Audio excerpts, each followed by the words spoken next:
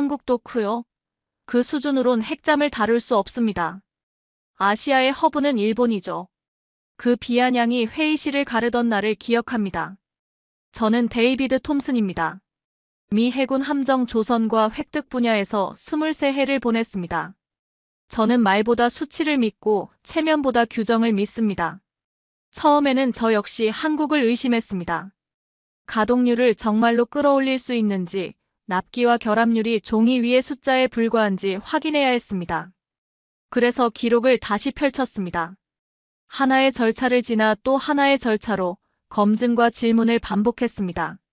누군가는 여전히 말합니다. 한국은 아직 멀었다고. 저는 그 말이 어디에서 시작되어 어디에서 끝나는지 보여드리고자 합니다. 이 영상은 검증의 여정입니다. 결론은 먼저 드리지 않겠습니다. 다만 한 가지는 분명히 약속드립니다.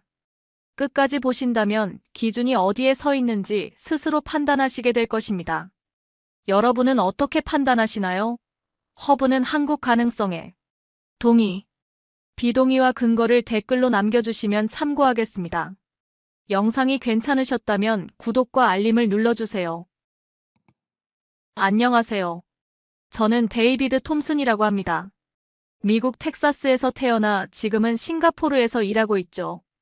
23년간 미 해군 조선 분야에서 일해왔습니다. 내부시에서 PEO 서브마린스까지 바다 위의 모든 것이 제대로 움직이는지 확인하는 게 제 일이었어요.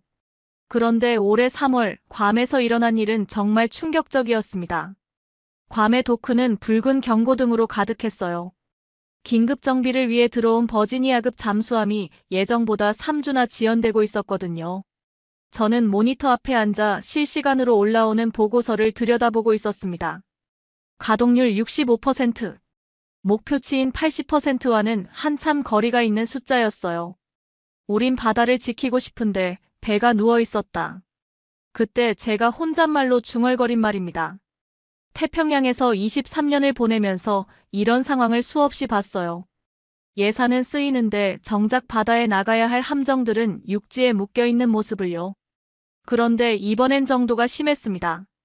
화상회의 화면 속 워싱턴 본부 사람들의 표정도 어두웠어요. 제임스 국장이 화면에 나타나더니 단도직입적으로 말했습니다. 톰슨, 인도태평양 정비 허브를 재검토해야겠어. 어느 지역을 말씀하시는 건가요? 한국이야.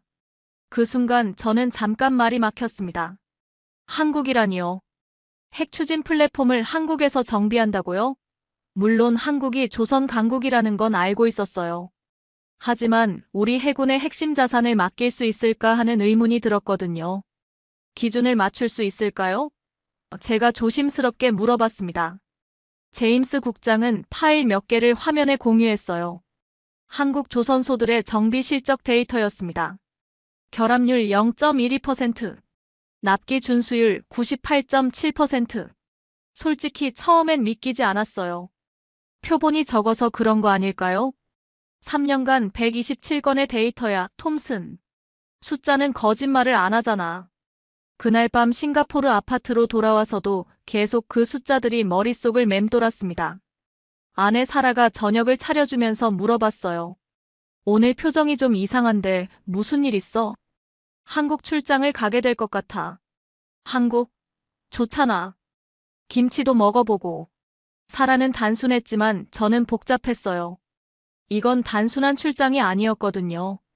제가 23년간 쌓아온 경험과 신념에 도전하는 일이었으니까요.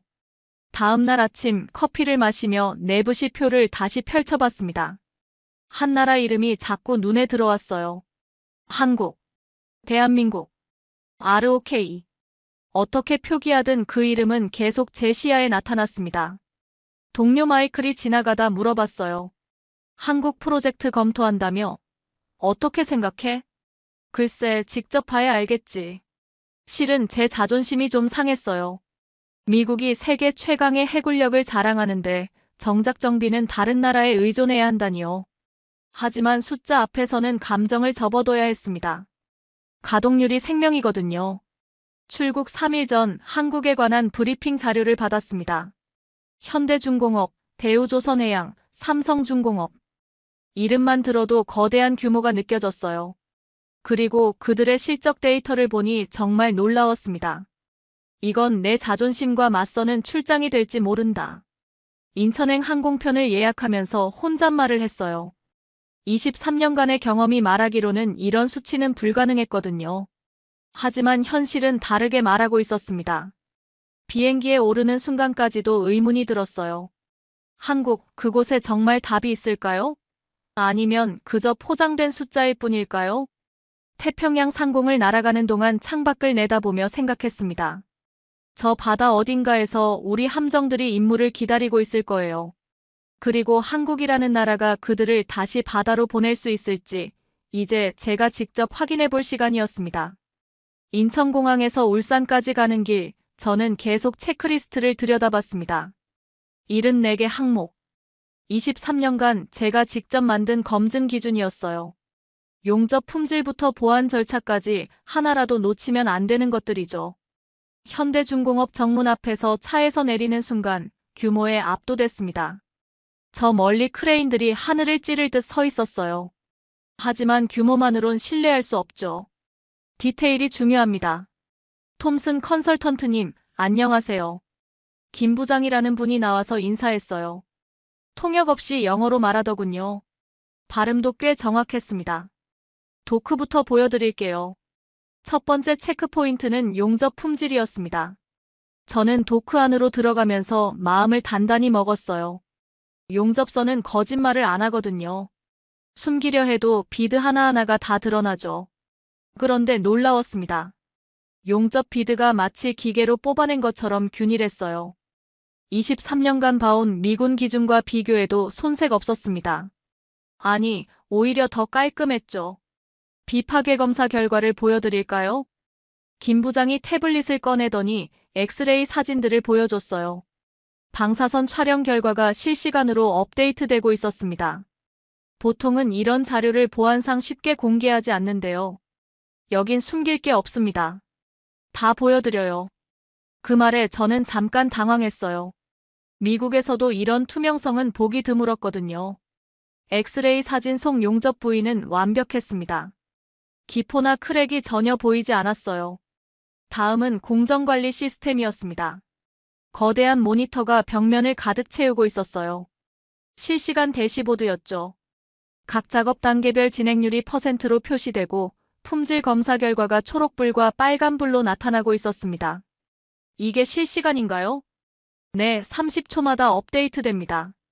대시보드의 초록불이 제 고집을 껐습니다. 이 정도 시스템이라면 지연이나 품질 문제를 즉시 파악할 수 있겠더군요. 저는 체크리스트에 첫 번째 체크 표시를 했습니다. 보안 구역 진입이 다음 순서였어요. 출입 배지를 봤는데 색깔이 3가지로 나뉘어 있었습니다. 빨간색, 노란색, 초록색. 각각 접근할 수 있는 구역이 달랐어요. 접근 배지의 색 하나까지 이유가 있었다. 제가 중얼거린 말이에요. 미군 기준보다 오히려 더 세분화되어 있었거든요. 보안 브리핑 룸에서 설명을 들었는데 그들의 보안 체크리스트가 제 것보다 항목이 많았습니다.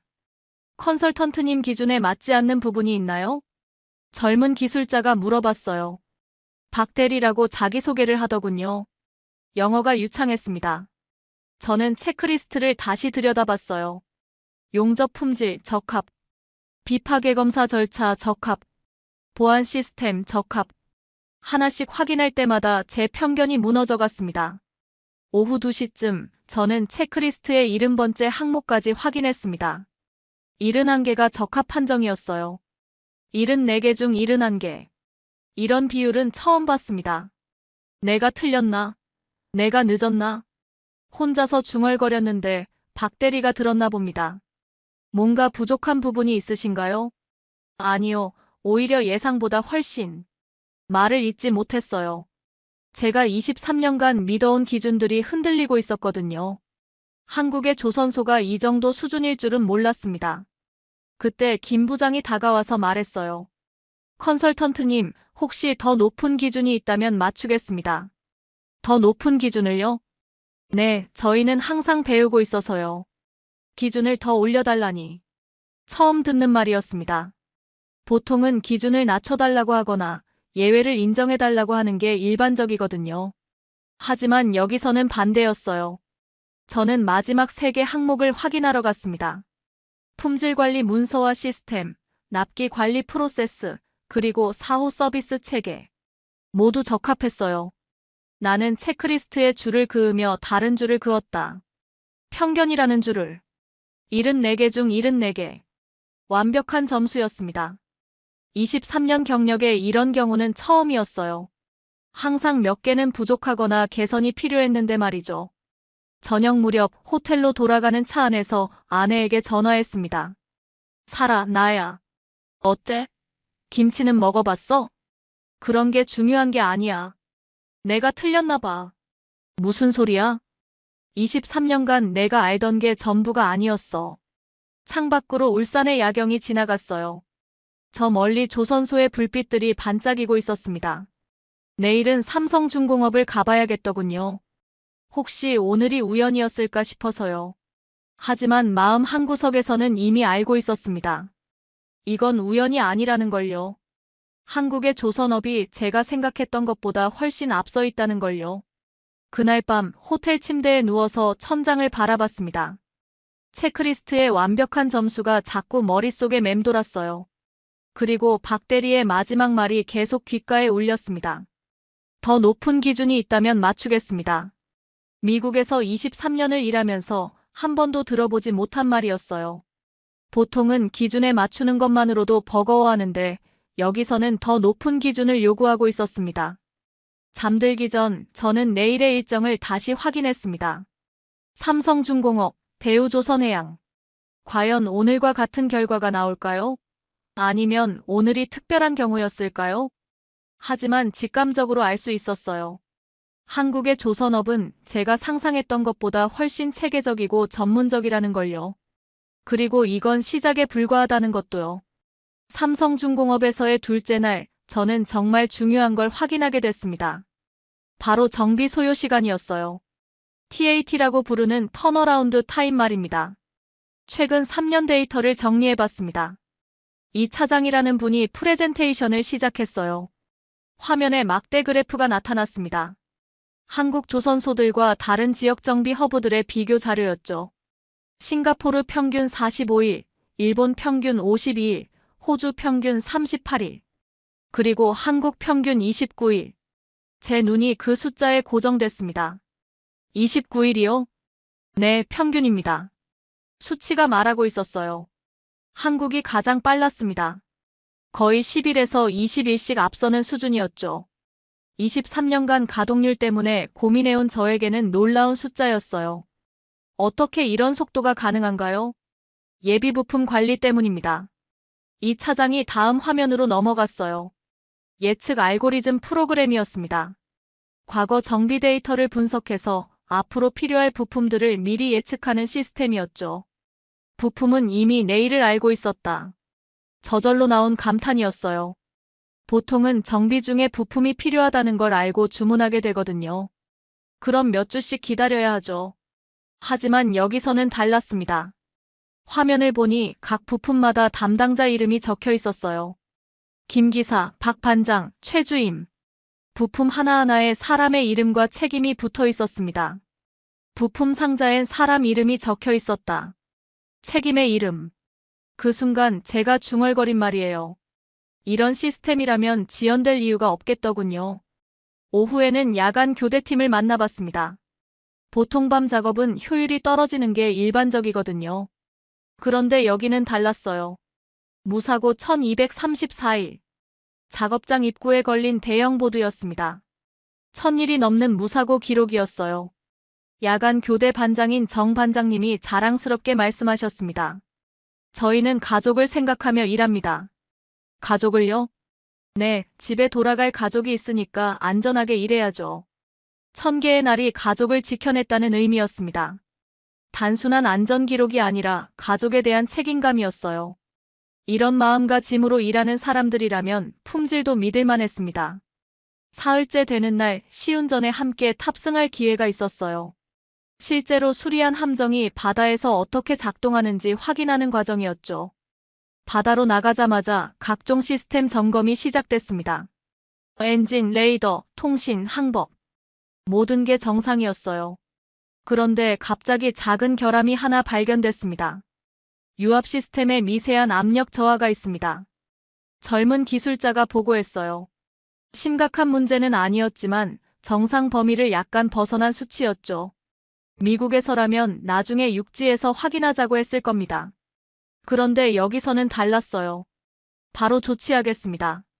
결함은 죄가 아니었습니다. 방치가 죄였어요. 그들은 즉시 임시 수리에 들어갔고 30분 만에 문제를 해결했습니다. 바다는 정직했다. 수리한 대로만 달렸다.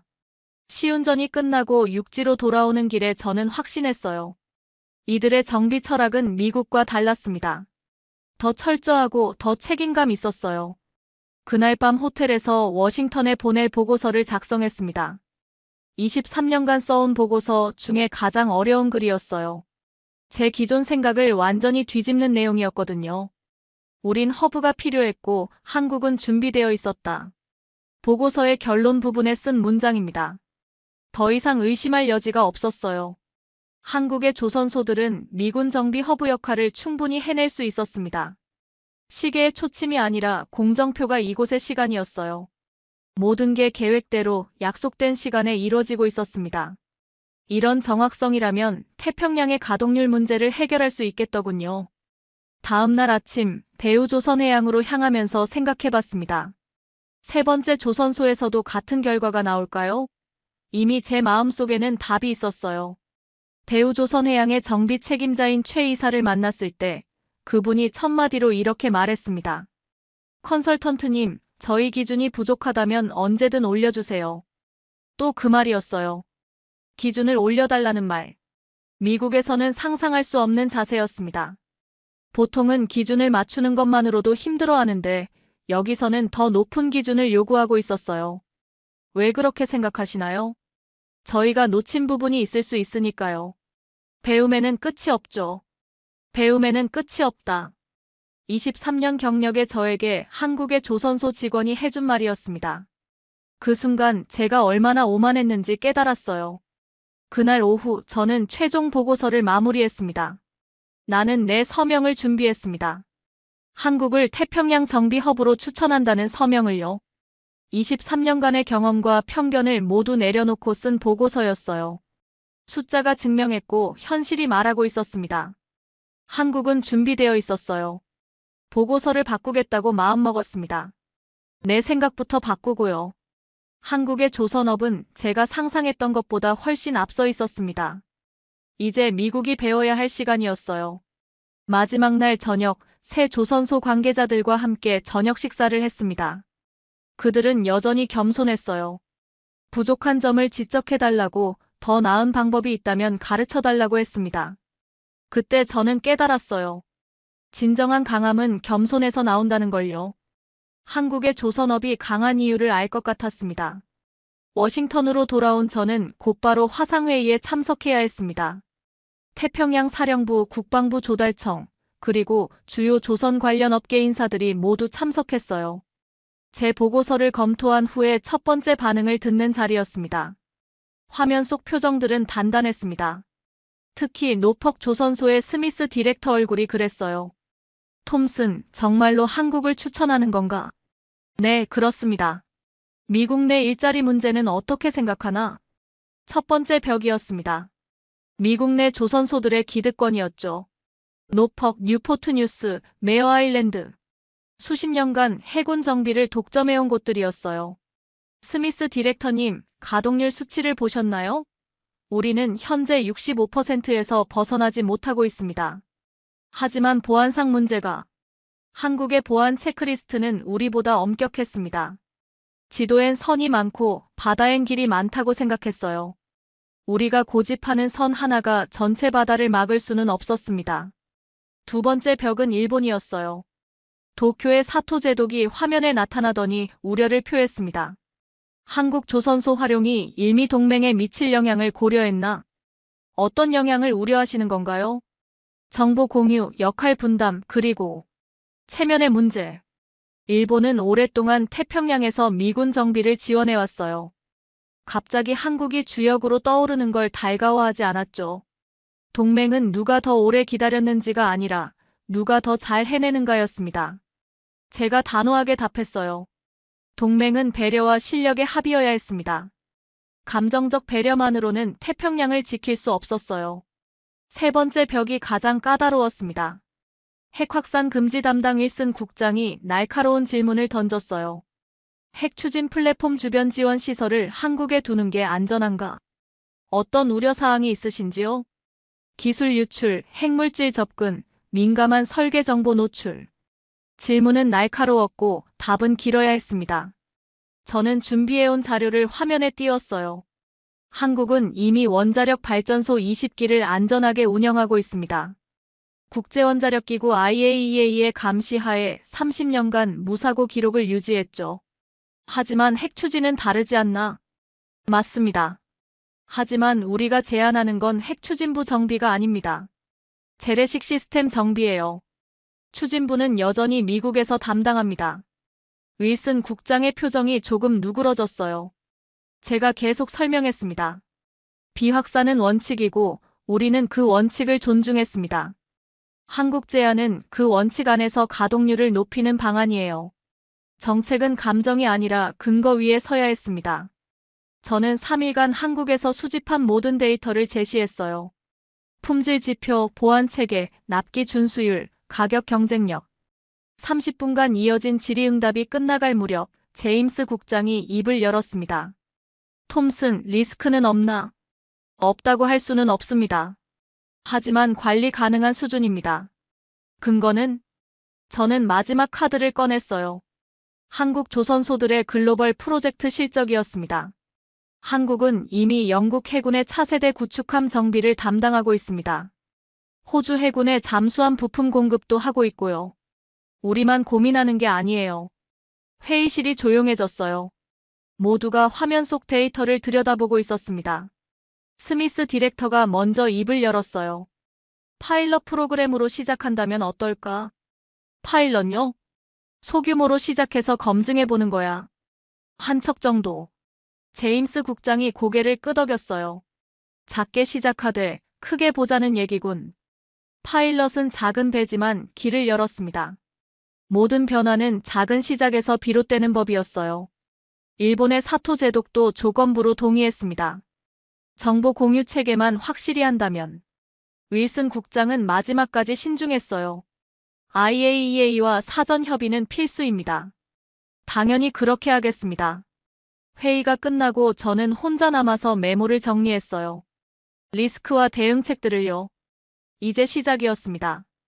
파일럿 프로그램의 성공이 전체 프로젝트의 운명을 좌우할 거였어요. 그날 밤 사라에게 전화했습니다. 어떻게 됐어? 파일럿으로 시작하기로 했어. 그럼 성공한 거네. 절반만. 진짜 게임은 이제 시작이야. 창밖으로 포토맥 강이 보였어요. 저 멀리 펜타곤의 불빛이 반짝이고 있었습니다. 내일부터는 파일럿 프로그램 설계에 들어가야 했어요. 한국의 조선소들은 준비되어 있었습니다. 이제 우리가 준비될 차례였어요. 23년간의 관성을 깨고 새로운 가능성을 받아들일 준비 말이에요. 마지막으로 제가 작성한 파일럿 범위 문서를 다시 한번 점검했습니다. 버지니아급 잠수함 한 척, 재래식 시스템 정비 6개월 기간. 작은 시작이지만 의미는 컸어요. 태평양의 가동률을 바꿀 첫걸음이었으니까요. 파일럿 프로그램이 시작되고 첫 주 가장 중요한 작업이 있었습니다. 바로 미국 규격과 한국 표준을 맞추는 일이었어요. 현대중공업 회의실에 양측 기술진이 모였습니다. 미 측에서는 노퍽 조선소의 존슨 수석기사와 제가, 한국 측에서는 김 부장과 이 차장이 참석했어요. 테이블 위에는 두꺼운 매뉴얼들이 놓여 있었습니다. 미군 표준 MIL-SPC과 한국 산업 표준 KS. 언뜻 보면 완전히 다른 체계처럼 보였어요. 이걸 어떻게 맞추지? 존슨이 중얼거렸습니다. 30년 경력의 베테랑이었지만 이런 작업은 처음이라고 했어요. 김 부장이 태블릿을 꺼내더니 말했습니다. 대조 테이블을 만들어 봤습니다. 화면에 나타난 건 정말 놀라운 작업물이었어요. 미군 규격 항목 하나하나에 대응하는 한국 표준을 찾아서 매칭한 거였습니다. 표 하나를 맞추는데 필요한 건 자존심이 아니라 겸손이었어요. 양쪽 모두 자기 방식을 고집하지 않고 공통분모를 찾으려 했습니다. 서로의 언어가 같은 숫자에 닿았다. 3시간 만에 대조 테이블이 완성됐을 때 제가 한 말이에요. 용접 온도, 압력 테스트, 재료 강도. 표기법은 달랐지만 본질은 같았습니다. 이튿날부터 본격적인 합동 작업이 시작됐어요. 미측 품질 담당 3명, 한국 생산 담당 5명, 해군 운용 담당 2명으로 혼합팀을 만들었습니다. 첫날 밤 야간 점검을 함께 했는데요. 처음엔 서로 어색했어요. 언어도 다르고 작업 방식도 달랐거든요. 하지만 공구를 함께 다루기 시작하면서 분위기가 바뀌었습니다. 공구의 금속 냄새가 팀워크의 냄새로 바뀌었어요. 밤은 짧았고 어깨는 가까웠다. 그날 밤 제가 일기에 쓴 말입니다. 말은 통하지 않아도 몸짓과 시선으로 소통했어요. 숙련된 기술자들의 공통 언어가 있었습니다. 사흘째 되는 날 예상치 못한 일이 벌어졌어요. 시스템 점검 중에 결함 17건이 발견된 거였습니다. 보통이라면 하루 이틀은 걸릴 일이었어요. 그런데 혼합팀의 대응이 달랐습니다. 당일 조치 가능한가? 존슨이 물어봤어요. 해보겠습니다. 한국 측 팀장인 박 과장이 답했습니다. 그러더니 즉시 재발 방지 루프를 가동했어요. 한 건씩 수리할 때마다 왜 발생했는지, 어떻게 예방할 수 있는지 기록했습니다. 17개의 빨간 점이 초록으로 바뀌었어요. 단 8시간 만이었습니다. 존슨의 얼굴에 경이로운 표정이 떠올랐어요. 수리는 속도가 아니라 약속이었다. 그날 저녁 존슨이 한 말입니다. 한국 팀이 보여준 건 빠른 수리가 아니라 확실한 약속이었다고 했어요. 그런데 다음 날 아침 정말 놀라운 일이 있었습니다. 제 책상 위에 작은 쪽지가 놓여 있었어요. 혹시라도 부족하면 내게 욕해주세요. 마이너스 익명의 기술자들임. 익명이었지만 정성스럽게 쓴 한글이었어요. 구글 번역기로 영어까지 적어놨더군요. 욕을 받겠다는 말, 그건 책임의 다른 이름이었다. 그 쪽지를 보는 순간 가슴이 뭉클했어요. 실수에 대한 두려움이 아니라 더 잘하겠다는 의지를 느꼈거든요. 일주일 후 존슨이 저를 찾아와서 말했습니다. 톰슨, 이 팀을 믿겠다. 갑자기 무슨 말이에요? 30년간 일하면서 이런 팀은 처음이야. 우리가 틀렸을지도 모르겠어. 뭘 틀렸다는 거죠? 한국을 의심했던 게. 믿겠다는 말은 전쟁터에서 가장 귀한 말이었어요. 베테랑 정비사의 입에서 나온 그 말이 모든 걸 바꿨습니다. 그날 밤 저는 워싱턴에 중간 보고서를 보냈어요. 파일럿 프로그램 진행 상황과 초기 성과를 담은 보고서였습니다. 나는 이 밤을 보고서에 어떻게 적을까 고민했다. 숫자로는 표현할 수 없는 변화들이 있었거든요. 신뢰, 협력, 상호 존중. 이런 것들은 수치로 나타낼 수 없었습니다. 하지만 결과는 확실했어요. 예정보다 3일 빠른 진행률, 결함 제로의 품질 지표, 그리고 무엇보다 양측 팀원들의 만족도였습니다. 이틀 후 워싱턴에서 답장이 왔어요. 제임스 국장의 메시지였습니다. 파일럿을 확대하자. 두 척으로. 작은 기적이 더 큰 기적을 불러온 순간이었어요. 한국과 미국의 기술자들이 함께 만들어낸 성과가 인정받은 거였습니다. 그날 저녁 혼합팀 전체가 모여서 간단한 회식을 했어요. 한국식 삼겹살에 미국식 맥주를 곁들인 특별한 저녁이었습니다. 존슨이 건배사를 제안했어요. 다른 나라 사람들이지만 같은 바다를 지키는 동료들에게. 모두가 잔을 들었습니다. 국경을 넘어선 팀워크였어요. 이런 팀이라면 태평양 어디서든 임무를 완수할 수 있을 것 같았습니다. 파일럿은 성공했습니다. 하지만 더 중요한 건 과정에서 생긴 신뢰였어요. 이제 정말로 새로운 시대가 시작되는 것 같았습니다. 파일럿 프로그램이 순조롭게 진행되던 3주째 예상치 못한 위기가 닥쳤습니다. 핵심 부품 하나가 제때 도착하지 않은 거예요. 유압 펌프 어셈블리가 지연됩니다. 김 부장이 심각한 표정으로 보고했어요. 독일에서 주문한 부품인데 물류 차질로 2주가 늦어진다고 했습니다. 한 개의 볼트가 전체를 멈추게 할 수 있다. 저는 그때 이 말을 중얼거렸어요. 작전은 정시에 출항하는 배의 다른 이름이었거든요. 2주 지연이면 전체 일정이 틀어집니다. 더 심각한 건 언론의 반응이었어요. 누군가 정보를 흘렸는지 다음 날부터 루머가 돌기 시작했습니다. 한국 조선소 파일럿 프로그램 차질. 미군 함정 정비 지연, 안보 우려. 성급한 한국 의존, 부작용 현실화. 루머는 나사를 더 세게 조였어요. 워싱턴에서 압박이 들어오기 시작했습니다. 스미스 디렉터가 긴급 화상회의를 요청했어요. 톰슨, 상황이 어떻게 된 거야? 부품 공급망 문제입니다. 예상치 못한 변수였어요. 언론에서 난리잖아. 이런 식으로 가면 파일럿 자체가 취소될 수도 있어. 정치보다 강한 것은 체크리스트여야 했는데 현실은 달랐습니다. 정치적 압박이 기술적 판단을 흔들고 있었어요. 그날 오후 한국 측에서 긴급 회의를 소집했습니다. 현대중공업, 삼성중공업, 대우조선해양 관계자들이 모두 참석했어요. 대체 조달 방안을 검토해봤습니다. 이 차장이 자료를 펼쳐 보였어요. 한국 내 협력업체 네트워크에서 동일 규격 부품을 찾았다는 거였습니다. 정말 같은 규격인가요? 인증서를 확인해 보세요. 화면에 뜬 인증서들을 보니 놀라웠어요. ISO, C, 그리고 미군 표준까지 모든 인증을 통과한 부품이었습니다. 규격을 통과한 부품은 국적이 없었다. 그 순간 제가 깨달은 바였어요. 중요한 건 어느 나라 제품인가가 아니라 규격에 맞는가였습니다. 한국 측은 즉시 부품 조달에 들어갔어요. 24시간 만에 부품이 현장에 도착했습니다. 독일 부품보다 더 빨리요. 하지만 진짜 시험은 지금부터였어요. 대체 부품으로 조립하고 테스트를 통과해야 했거든요. 밤 10시부터 리워크가 시작됐습니다. 한미 혼합팀이 모두 투입됐어요. 존슨도 직접 작업복을 입고 나왔습니다. 이번엔 정말 중요해. 존슨이 말했어요. 한 번의 실패가 전체 프로그램을 무너뜨릴 수 있는 상황이었거든요. 새벽 2시 조립이 완료됐습니다. 이제 시운전만 남았어요. 하지만 바다는 새벽 5시가 되어야 잔잔해진다고 했습니다. 3시간을 기다렸어요. 모두가 긴장한 채로요. 커피를 마시며 서로 농담도 했지만 표정은 진지했습니다.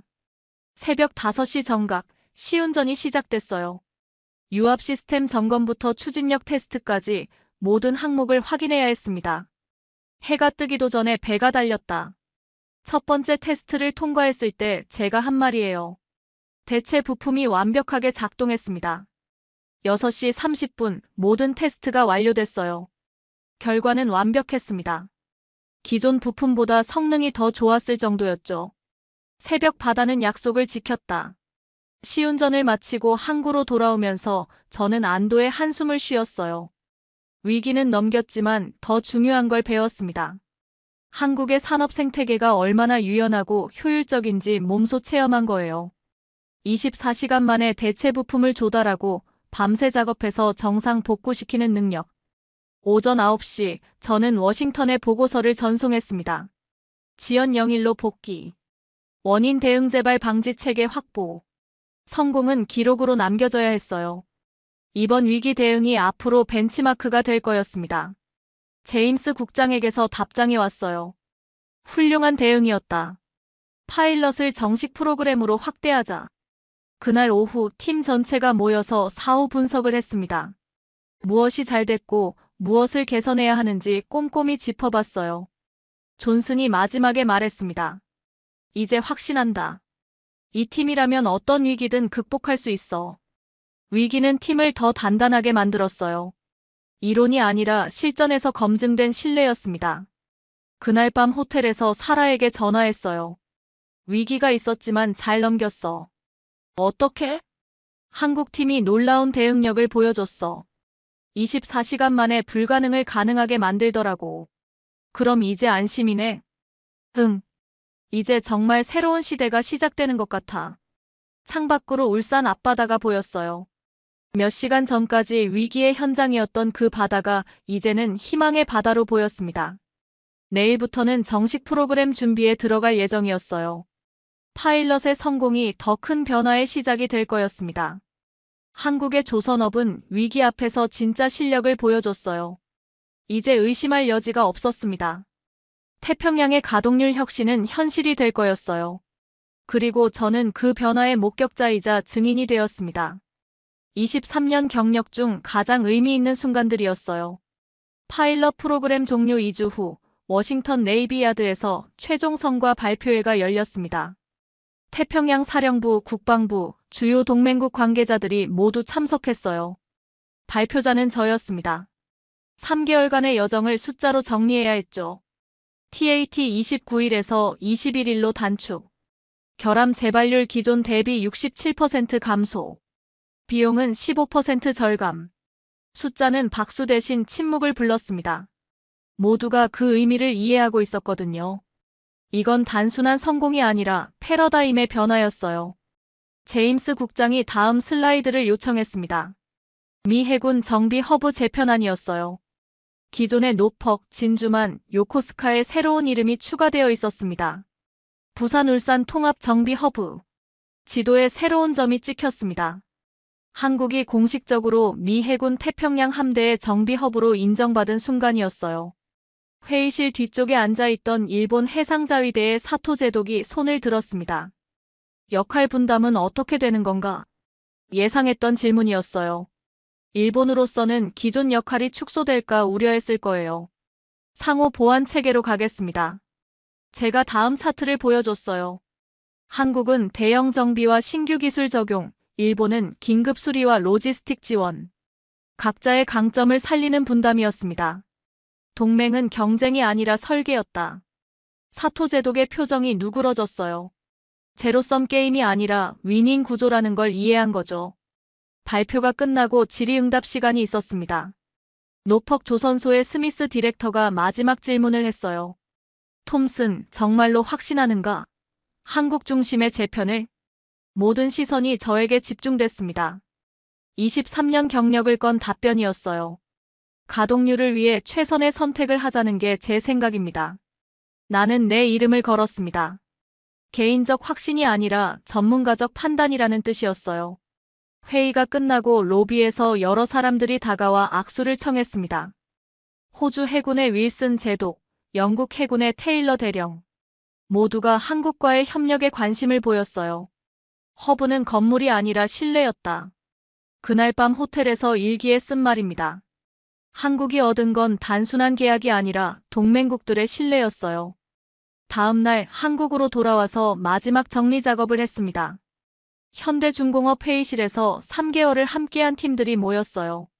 김 부장이 소박한 기념품을 준비했더군요. 작은 나침반이었어요.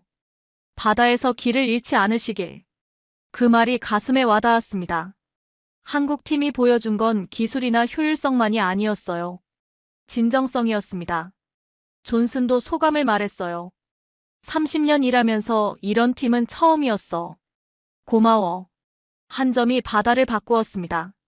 태평양 지도 위에 작은 점 하나가 전체 전략을 바꿔놓은 거예요. 마지막 날 저녁 팀 전체가 모여서 조용한 기념사진을 찍었습니다. 화려한 세리머니는 없었어요. 그저 함께 일한 사람들의 평범한 기념사진이었죠. 플래시가 터지자 밤들이 떠올랐습니다. 함께 밤새며 일했던 기억들이요. 그 밤들이 오늘의 성과를 만들었어요. 사진 속에서 모두가 웃고 있었습니다. 한국 사람도 미국 사람도. 국적이 다른 사람들이 한 팀이 되어 웃고 있었어요. 난 미군이었고 오늘은 한 팀이었다. 그날 밤 마지막으로 적은 일기였어요. 소속은 바뀌지 않았지만 마음은 달라졌습니다. 일주일 후 워싱턴으로 돌아가는 비행기 안에서 태평양을 내려다봤습니다. 저 바다 어딘가에서 앞으로는 한국에서 정비받은 함정들이 임무를 수행할 거예요. 가동률 80%. 이제 달성 가능한 목표가 되었습니다. 한국이라는 새로운 파트너와 함께라면 말이에요. 싱가포르에 도착해서 사라가 마중 나와 있었어요. 어떻게 됐어? 성공했어. 완전히. 그럼 이제 태평양이 더 안전해지는 거네. 그렇지. 그리고 우리는 새로운 친구들을 얻었어. 집으로 가는 차 안에서 저는 생각했습니다. 이 변화가 가져올 더 큰 의미들을요. 동맹의 형태가 바뀌고 신뢰의 기준이 새로워지고 협력의 범위가 확장되는 것들. 경쟁은 사라지지 않습니다. 다만 역할이 바뀔 뿐이에요. 한국은 이제 단순한 파트너가 아니라 핵심 플레이어가 되었습니다. 그날 밤 제가 마지막으로 쓴 보고서의 결론 부분입니다. 한국의 참여로 태평양 안보 체계가 한 단계 진화했다. 이는 기술의 승리이자 신뢰의 승리다. 3개월 전만 해도 상상할 수 없었던 변화였어요. 하지만 현실이 되었습니다. 숫자가 증명했고 사람들이 인정했어요. 이제 정말로 새로운 시대가 시작되었습니다. 한국이 태평양의 중심에 서는 시대일까요? 저는 그 역사적 순간의 목격자가 되었고 작은 역할을 했습니다. 23년 경력 중 가장 보람있는 일이었어요. 태평양은 이제 더 안전해질 겁니다. 한국이라는 든든한 파트너와 함께라면요. 한국에서의 마지막 주말 뜻밖의 초대를 받았습니다. 현장 기술자들의 가족 모임이었어요. 김 부장님이 조심스럽게 제안했거든요. 컨설턴트님, 시간 되시면 저희 가족들과 식사 한번 하실래요? 작은 식당에서 열린 소박한 모임이었습니다. 박 과장님 가족, 최 반장님 가족, 그리고 젊은 기술자 이씨 가족까지. 총 15명 정도였어요. 아이들이 많았습니다. 초등학생부터 고등학생까지. 아빠가 어떤 일을 하는지 궁금해하는 눈빛들이었어요. 아저씨, 우리 아빠가 배 고치는 거 맞아요? 최 반장님의 막내딸이 물어봤습니다. 8살 정도 되어 보이는 아이였어요. 맞아. 아빠가 배를 고쳐서 바다가 더 안전해져. 그럼 아빠가 영웅이네. 가족 사진 속에 바다가 있었습니다. 아이들 미소 뒤로 아버지들의 자부심이 보였어요. 감동은 숫자 다음에 오는 것이었습니다. 다음 날 부산공대에서 특별 강연을 요청받았어요. 조선해양공학과 학생들에게 국제 프로젝트 경험을 나누어 달라는 거였습니다. 강당에 100여 명의 학생들이 앉아 있었어요. 20대 초반의 열정적인 얼굴들이었습니다. 규격은 생명을 지킨다. 제가 첫마디로 한 말이에요. 학생들의 표정이 진지해졌습니다. 여러분이 외우고 있는 수치 하나하나가 바다 위 누군가의 생명을 좌우합니다. 그래서 정확해야 하고 그래서 중요한 거예요. 한 학생이 손을 들었어요. 현장에서 가장 중요한 건 뭔가요? 규격을 외운다. 그러나 더 중요한 건 이유를 아는 것이다. 학생들이 메모하는 소리가 들렸어요. 젊은이들의 눈빛에서 미래가 보였습니다. 오후에는 협력업체 단지를 둘러봤어요. 대형 조선소 주변의 중소기업들이었습니다. 정밀 가공, 특수용접, 전자시스템. 각자의 전문 분야에서 최고 수준이었어요. 중소기업 사장 한 분이 말씀하셨습니다. 덕분에 일자리가 늘었어요. 젊은 친구들이 돌아오고 있어. 산업은 사람의 어깨 위에 세워졌습니다. 기술은 차갑지만 사람은 따뜻했어요. 하청이 아니라 동맹이었습니다. 마지막 날 장기 계약 논의가 있었습니다. 10년간의 포괄적 협력 계약이었어요. 단순한 정비뿐만 아니라 기술 교류, 인력 교환, 표준 개발까지 포함한 내용이었습니다. 투명성을 보장하겠습니다. 한국 측 대표가 강조한 말이었어요. 모든 공정을 공개하고 품질 데이터를 실시간으로 공유하겠다는 약속이었습니다. 상호 교육 프로그램도 만들어보죠. 제가 제안했어요. 한국 기술자들이 미국에서 배우고 미국 기술자들이 한국에서 배우는 시스템이었습니다. 우린 더 오래, 더 투명하게 함께할 것이었습니다. 일회성 프로젝트가 아니라 지속적 파트너십이었어요. 그날 밤 호텔에서 마지막 정리를 했습니다. 수천 마지막 페이지에 소감을 적었어요. 여긴 허브가 아니라 기준이었다. 한국이 제공한 건 단순한 정비 서비스가 아니었어요. 새로운 기준이었습니다. 품질의 기준, 투명성의 기준, 협력의 기준. 다음 세대가 이 표준을 당연하게 만들기를 바랐어요. 아이들이 자라서 원래 이렇게 하는 거 아니야? 라고 말할 수 있을 만큼요.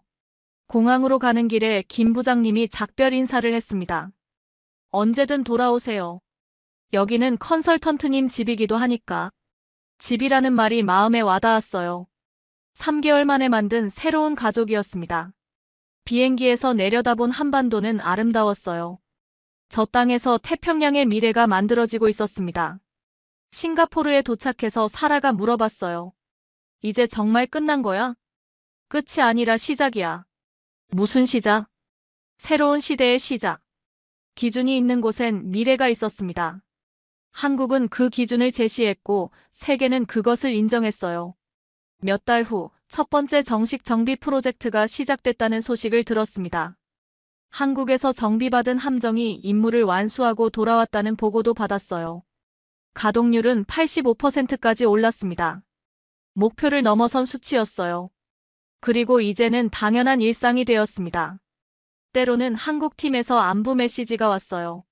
새로운 기술자가 합류했다는 소식, 또 다른 성공 사례, 그리고 변함없는 겸손함이었습니다. 제가 직접 목격하고 경험한 3개월이 역사가 되었어요. 태평양 안보사에 새로운 장이 추가된 거였습니다. 그리고 저는 그 역사의 증인이자 작은 역할을 한 사람으로 남았습니다. 23년 경력 중 가장 의미 있는 시간이었어요. 한국의 조선업은 이제 세계의 기준입니다. 더 이상 증명할 필요가 없어요. 결과가 모든 걸 말해주고 있으니까요. 그리고 무엇보다 다음 세대를 위한 더 안전한 바다를 만들었습니다. 그것이 가장 큰 성과였어요.